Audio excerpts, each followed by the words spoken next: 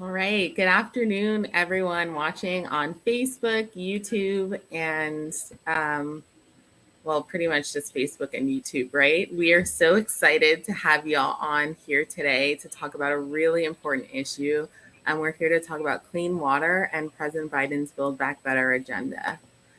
So I'd love to start with some introductions. My name is Bernice. I am the regional director with For Future Florida in West Central Florida. So if you're in Tampa or St. Petersburg area, you are one of my neighbors. And I'm excited to be here. I know For Future works on progressive issues and causes, and we are ecstatic to be supporting the Build Back Better agenda. I'd like to take a second to offer my colleague Getulio the opportunity to introduce himself as well. How are you doing, Getulio? I'm doing well. Thanks for asking, Bernice. My name is Getulio. I am actually the regional organizer for Chispa, Florida, in the Tampa Bay region. At Chispa, we believe in invigorating the environmental movement by empowering low-income Latinx and BIPOC communities here throughout Florida. That's the work that we do.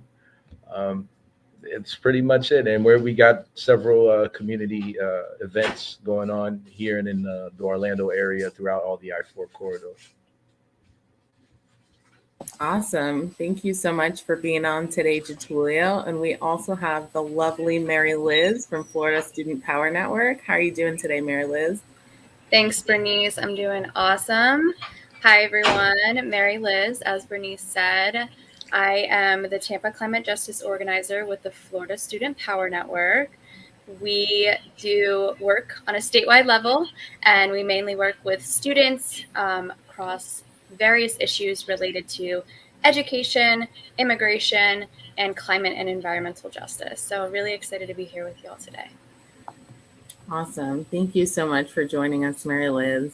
So we are going to jump right into it and talk about the importance of clean water and President Biden's Build Back Better agenda.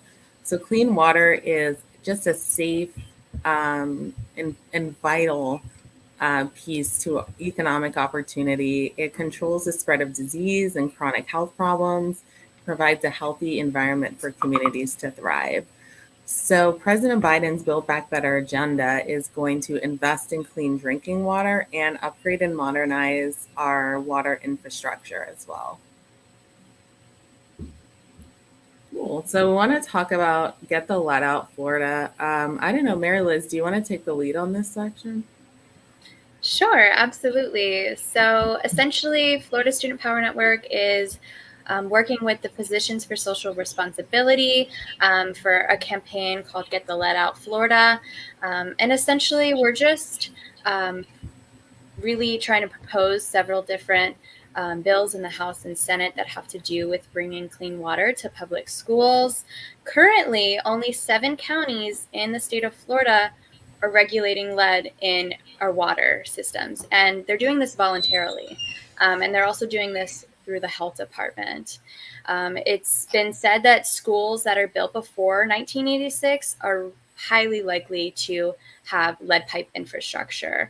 So schools built after, hopefully in the clear, but there is a lot of older schools in the state of Florida, and this definitely needs to be addressed.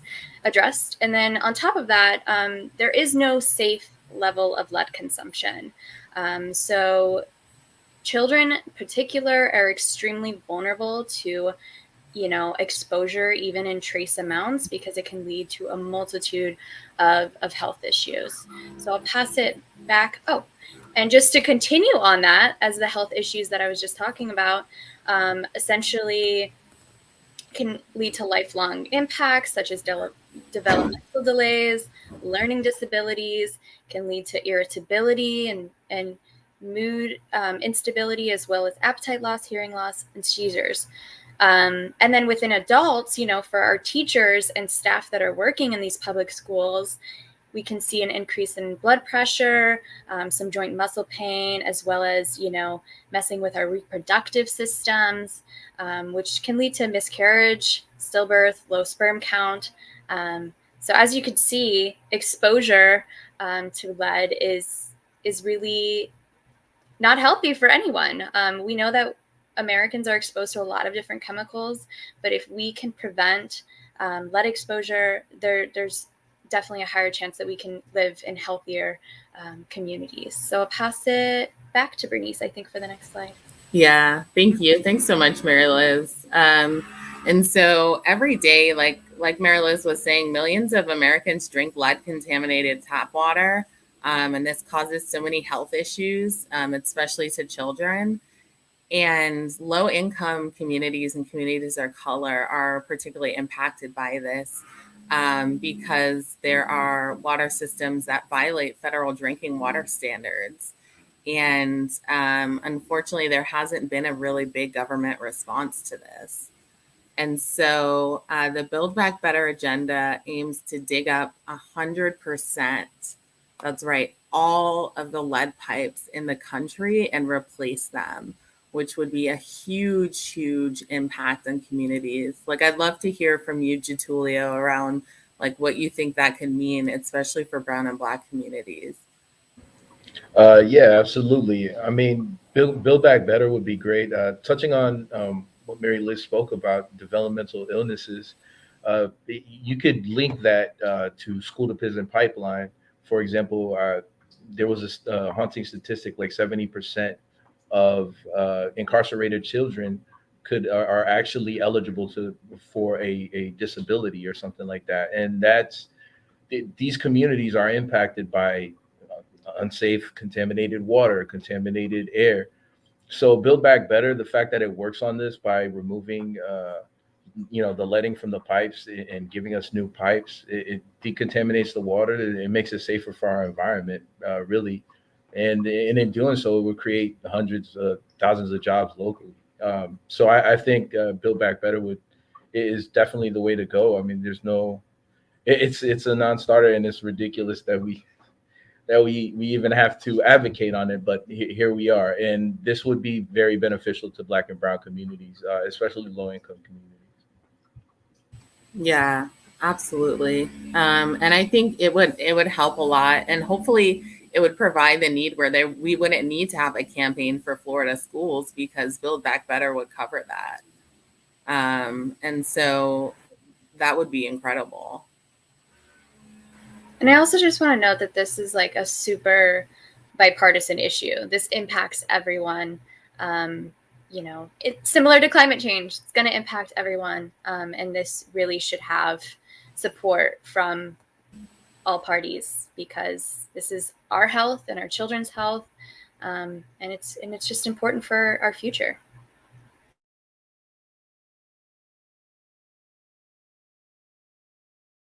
Absolutely. So we want to talk a little bit about the Safe Drinking Water Act, which was passed in 1974.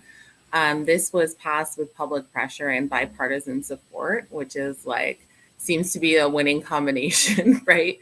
And this protects the public by regulating the nation's drinking water supply from man-made and naturally occurring contaminants. What were things like before this act passed, Mary Liz, just out of curiosity? So there were various communities in the country that, didn't have this regulation in place.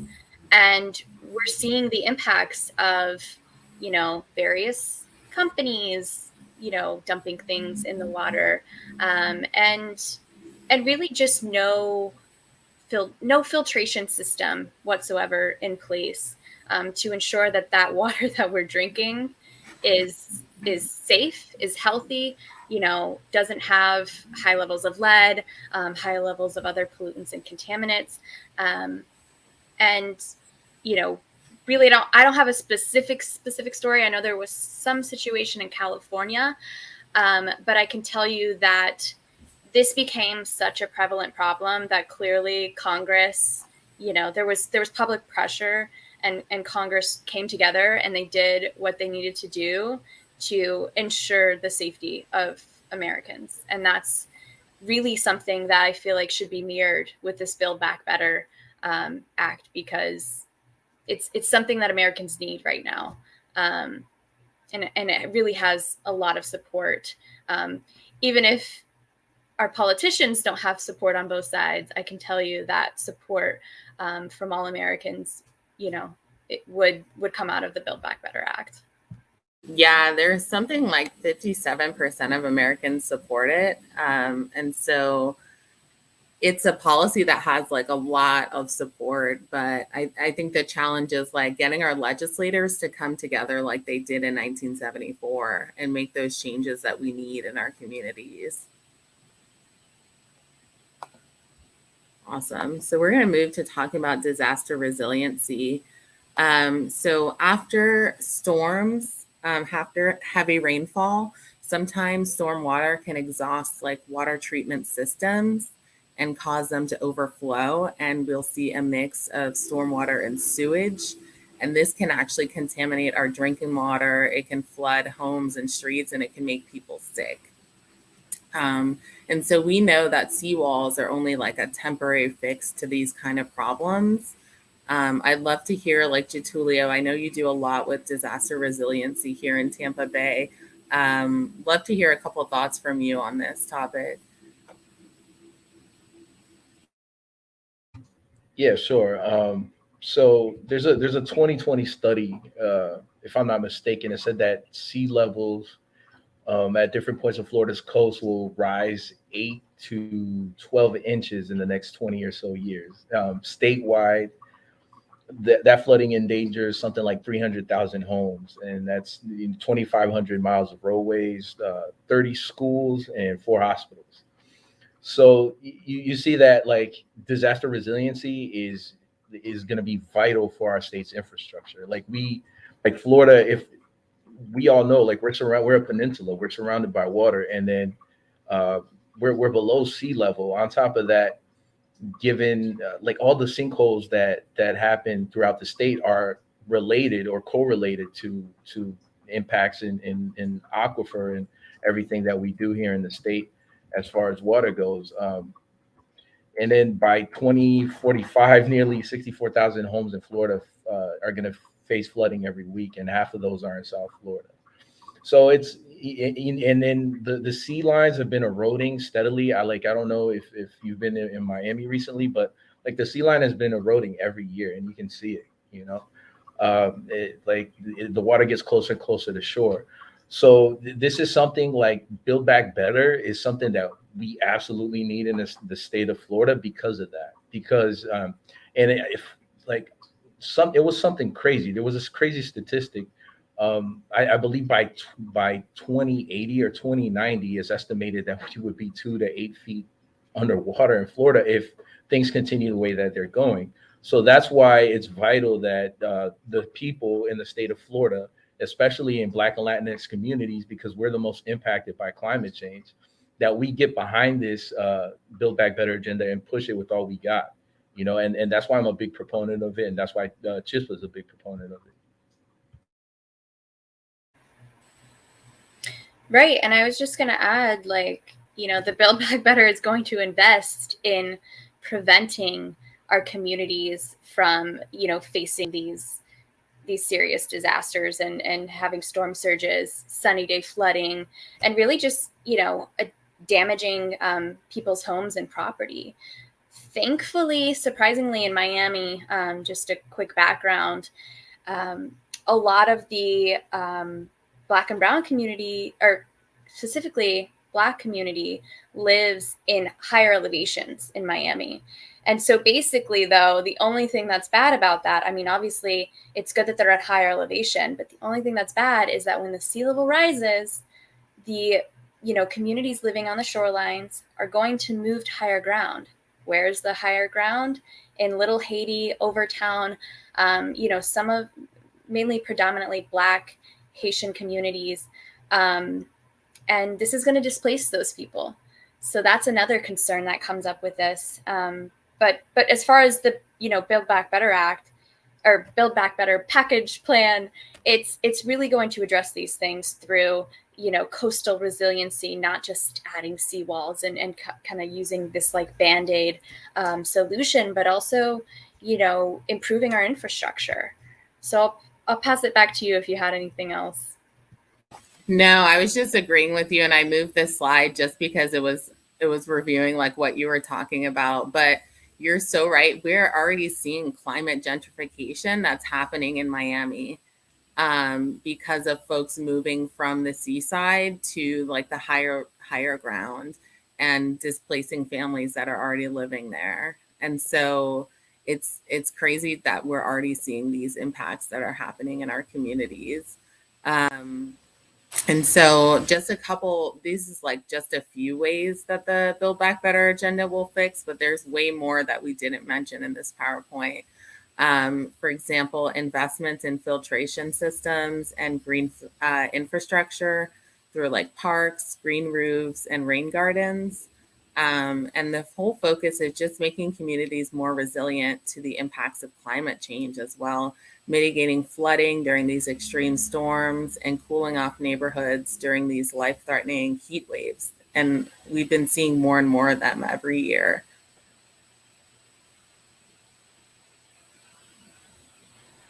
Cool. Jatulia, did you want to add anything before? Yeah, I mean, Yeah. Chispa is a Latinx organization, so I'd be remiss if I didn't mention it. But you know, like Florida, like Latinx community carries the heaviest burden of climate change in our state. If I'm not mistaken, 63% of Latinx voters said that they experienced some form of impact from climate change, whether it's flooding, whether it's overheating. Like I know that I was working or interviewing some farm workers who they were speaking about climate change and how that was actually impacting their work and that's their livelihoods. If they were mentioning that it would rain and before the rain would like the soil would be wet for another 2 to 3 days. Nowadays, it's drying in one day, and it's impacting their crops. So it's like 63% is a big number of our community. So it's like we have to go out there and we have to be more vocal about it. That's the perspective that I'm coming from, and yeah, that's what I wanted to add. Yeah. I also wanted to add that there was kind of this breakdown of the amount of jobs that the Build Back Better Act would bring to Florida, and essentially with upgrading our and greening our our housing, buildings, public schools, we would bring 142,000 jobs to the state of Florida, which is really key in improving Florida's resilience to natural disasters. And in addition to that, I just found this quote. The Army Corps of Engineers says that less than half, 42% of schools are designated hurricane shelters. So a majority of schools in the state of Florida do not meet the structural requirements for people to have a safe shelter during a hurricane. So this is kind of a key part of that as well, especially as disasters become really prevalent.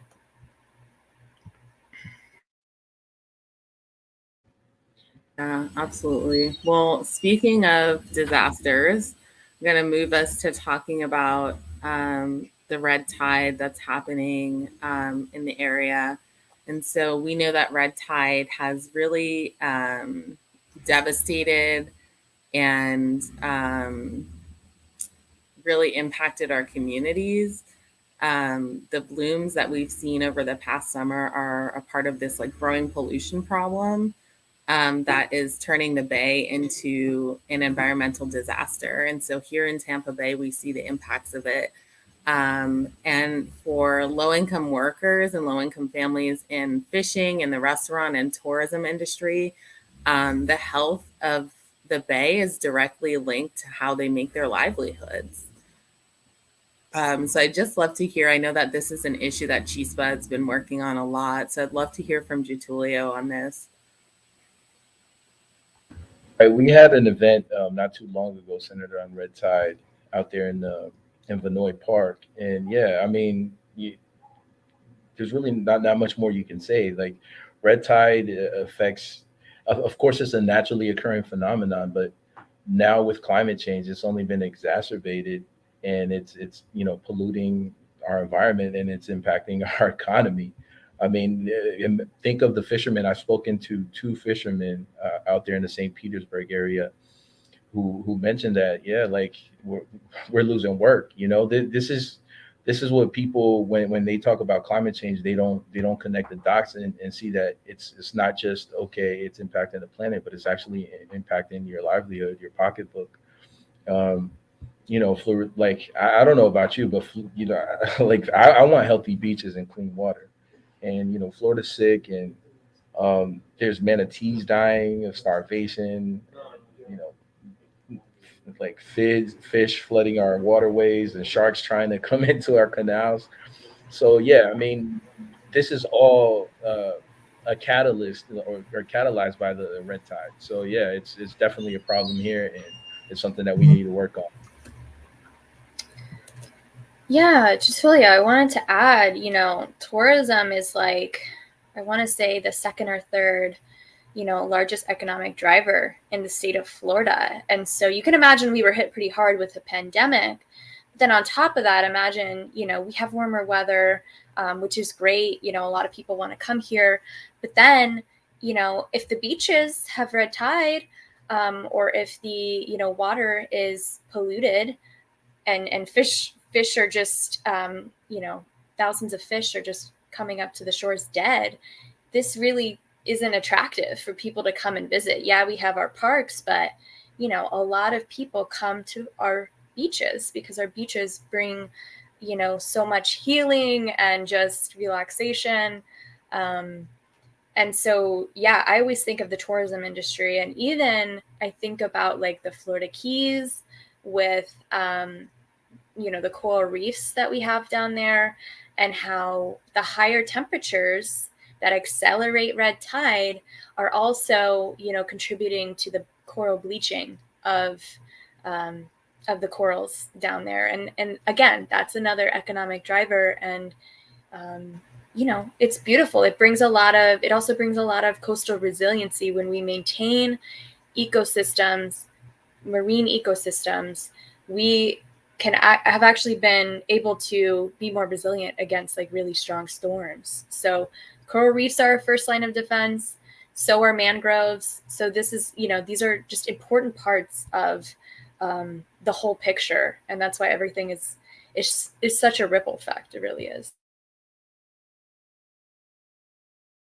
Yeah, absolutely. And just thinking about Piney Point and the disaster that happened there.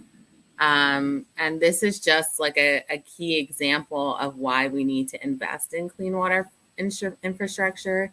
Is the polluted water from this phosphate mining operation made its way into the bay and into the groundwater in the surrounding communities. And we still don't necessarily know what the long-term impacts of this are going to be on those communities. So I know Chispa and Getulio have been working a lot on this. Getulio, what would you share with us around Piney Point? Yeah, I mean, the gypsum stacks have, for starters, that's actually radioactive. And that's what people don't talk about. And that's what's contaminated our water. And right there in Manatee, like that's like a thoroughway to the entire Tampa Bay. So that's gonna come into that's gonna come into our entire water supply. So what we're actually working on, down in Manatee County, on purifying the water due to what happened with Piney Point and that entire situation. But yeah, it's very sad what happened out there, and we need to hold these people accountable. We need to hold Mosaic and the corporation that was in charge. We need to hold them accountable. We need to hold Manatee County, the elected officials there, accountable, because if we don't, nothing's going to get done. I mean, we literally need water to survive. Everyone needs water to survive, to drink. And if our water is radioactive, like this isn't this is a no brainer. We got to go and do something about that. Again, this is part of the reason why I believe everyone on this panel does the work that they do. So, yeah.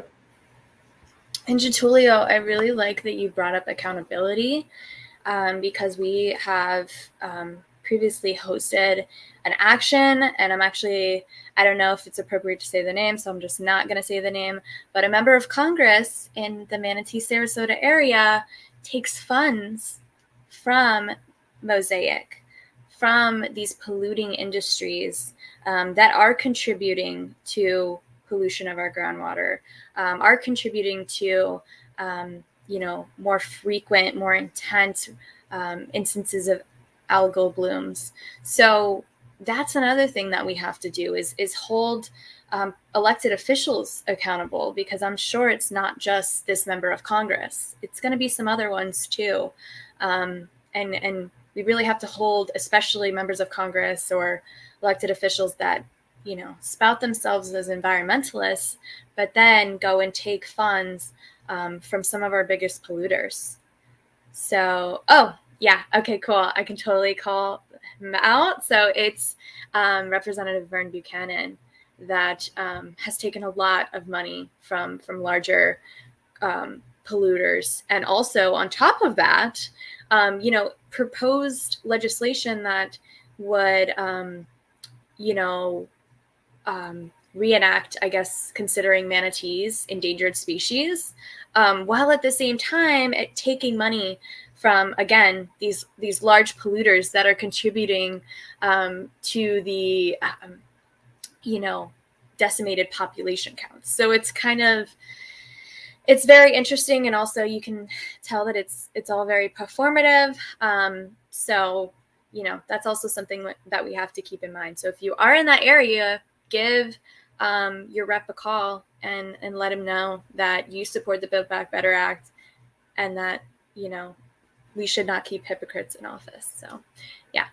Anyways, I'll pass it back. Yeah, Getulio, you looked like you were going to add something else in.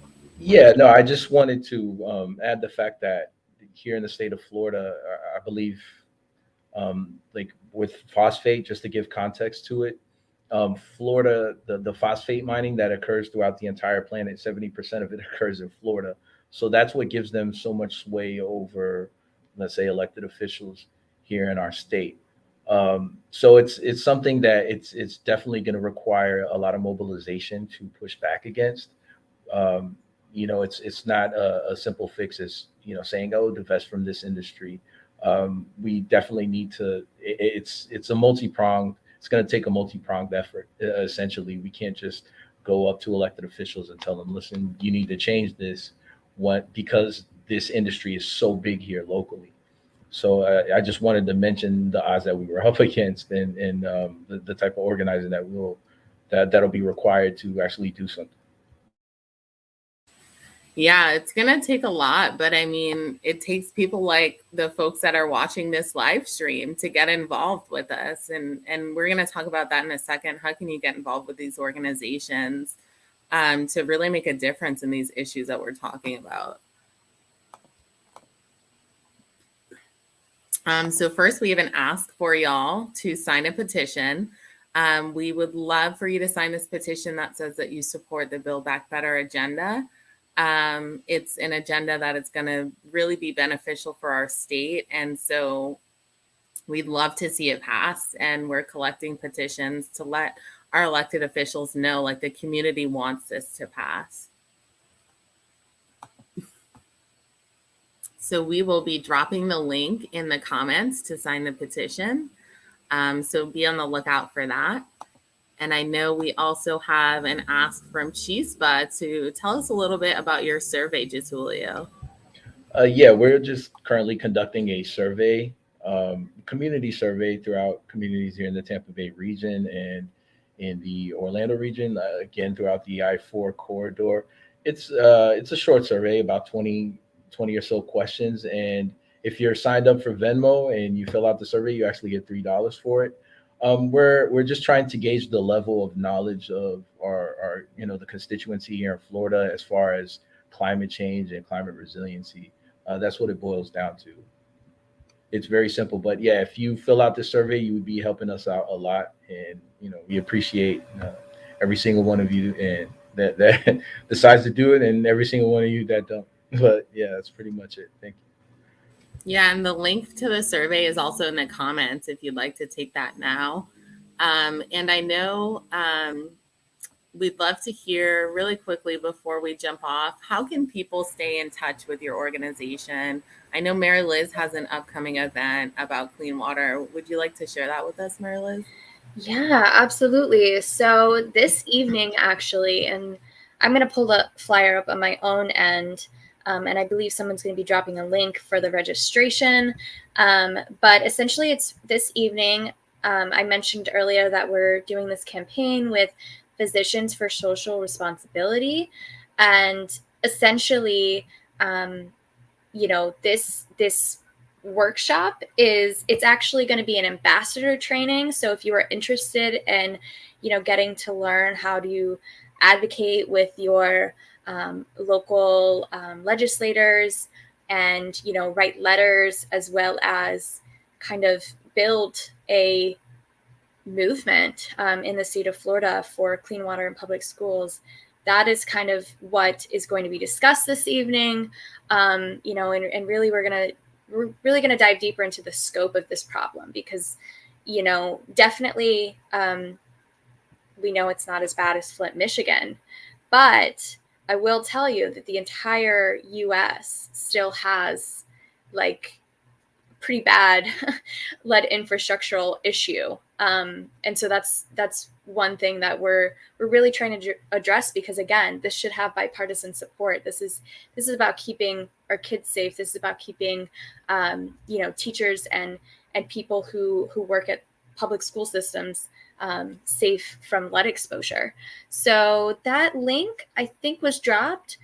So if you want to join us this evening, that'll be happening. And really quickly, I just want to see what time it is. So it's from 6:30 to 7:30. And then additionally, if you want to, get more involved as well, we have an Instagram. You can give us a follow. We post about, upcoming events there. And in addition, in our bio, we have a link where you can fill out an interest form. And we typically, our demographics that we're with right now is 15 to 25. And so you don't necessarily have to be a student, but just so long as you're at that age range. And so yeah, I'll pass it to Getulio to share about Chispa. Yeah, I mean, it's pretty straightforward. We have a Twitter account at Chispa Florida.